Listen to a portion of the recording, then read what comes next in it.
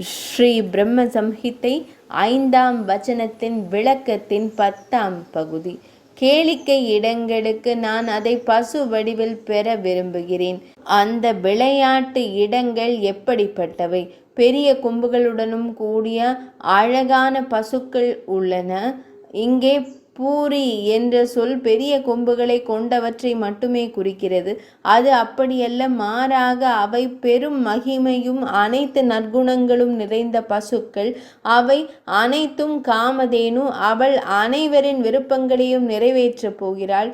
இங்கே அபயசக சுபாக, அதாவது அபயசக என்றால் மங்களகரமானது என்று பொருள்.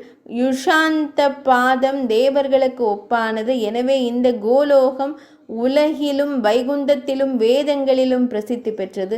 ஸ்ரீ யூருகய இறைவனே வீற்றிருக்கும் இந்த கோலோக தாமம் பல வழிகளில் நன்கு ஒளியூட்டப்பட்டது.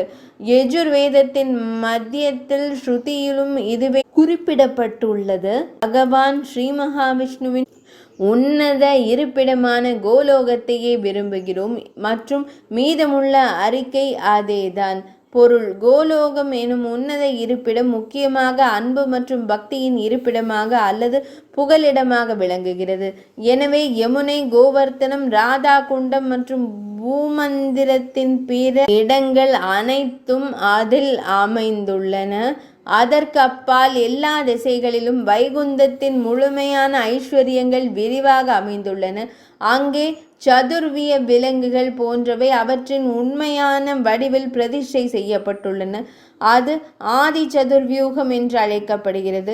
அதே சதுர்வியூகத்தின் பகுதிகளின் வடிவில் வைகுந்தத்தின் சதுர்வியூகமும் அதிலிருந்து நித்தியமான வைகுந்தமும் ஒளிர்கின்றன. வைகுந்தத்தில் கிடைக்கும் மோட்சம் மற்றும் உலகில் உள்ள தர்மம், அர்த்தம், காமம் ஆகிய 3 விதமான குணங்களும் அந்த கோலோகத்தில் மூல விதையின் வடிவில் முறையாக அமைந்துள்ளன. அங்கே வேதங்களும் வழிபடப்பட்டு கோகுல்நாதத்தின் நற்பண்புகளை போற்றுவதில் ஈடுபடுத்தப்படுகின்றன. பகவான் ஸ்ரீ கிருஷ்ணரின் அருளை பெறாமல் தங்கள் கவலைகளாலும் உணர்ச்சிகளாலும் மட்டுமே கோலோக தாமத்தை அடைய முயற்சிப்பவர்களின் முயற்சிகள் வீணாகின்றன. ஏனெனில் அந்த நாமத்தின் 10 திசைகளிலும் விரக்தி எனும் 10 முட்கள் அவர்களை அங்கு நுழைய விடாமல் தடுக்கின்றன. யோக மார்க்கத்தையோ அல்லது ஞான மார்க்கத்தையோ பின்பற்றி அந்த உலகத்தை அடைய முயற்சிக்கும் அந்த அகங்காரிகளும் அந்த முட்களால் குத்தப்பட்டு திரும்ப வேண்டியுள்ளது. நிர்வாணம் வடிவிலான முக்தி பிரம்மதாமத்தில் மட்டுமே பொருத்தமானது, கோலோகத்தில் அல்ல. முள் வடிவிலான அந்த முக்தியே கோலோகத்தின் மூடுதல் என்று அழைக்கப்படுகிறது. சூலம் என்ற சொல்லுக்கு திரிசூலம் என்று பொருள்.